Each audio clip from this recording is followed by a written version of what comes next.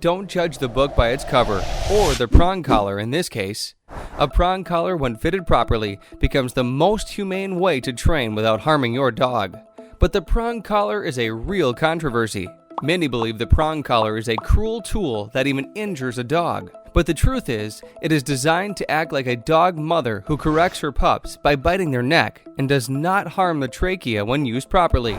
So, here's everything you need to understand about the prong collar before you use it on your dog. But before we go on, we would like to share that Manku Dog has come up with a pet app where you can keep track of your dog's vaccination, make dog friends, find pet services, and helps you become a more responsible dog parent. Link to download is given in the description box below. So, the first thing you should know about the prong collar is size. The prong collar comes in 3 main standard sizes: small, medium, and large.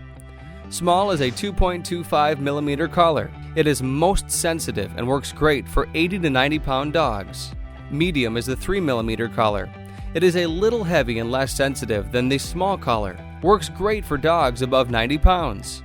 And large is a 4 millimeter collar. It is the least sensitive and hardest to put on because of the big links. Only recommended for heavyweight dogs that are so much stronger and pushy. The second thing you'll learn is how to correctly put on a prong collar. The biggest mistake people make is they slide the prong collar over their dog's head like this. That's wrong. It is scary as you can hurt the eyes, and also it's too big for your dog. That's why a prong collar should always be open first and then fit on your dog's neck. So there's a simple trick to open it. Hold the 2 prongs in between your thumb and index finger like this, and just pinch and pull out the prong like this. There you go. You can always adjust the size of your collar. If it's loose, remove 1 or 2 prongs like this. And if it is small, you can always add more prongs to readjust the size to make sure it fits right. You should always fit the collar high up behind the ears and under the chin. Make sure it is snug to the neck. Also, it shouldn't move as the movement will cause abrasion, and therefore your incorrect fitting will make it a bad tool. The part of the collar that hooks onto a leash should be facing upward, just behind a dog's ears. To make it a positive experience for your dog, make sure you use tons of treats initially, so that whenever your dog sees the collar, he knows that he will get treats. The third thing you'll learn is how to give a correction. There are ways to give corrections on this collar. One is the dead ring, where you attach the leash to both rings. It works like a static and taut correction. The other way is to use the martingale collar, where the leash is attached to only one ring and acts like a martingale. So make sure your chain is not twisted like this. Always check the chain is straight and makes a clean triangle. That way the collar won't be interrupted by the chain getting tangled. Now the fourth thing comes is when to put on and take off. Just like any other training tool, you should put it on and leave it on your dog's neck if you're training.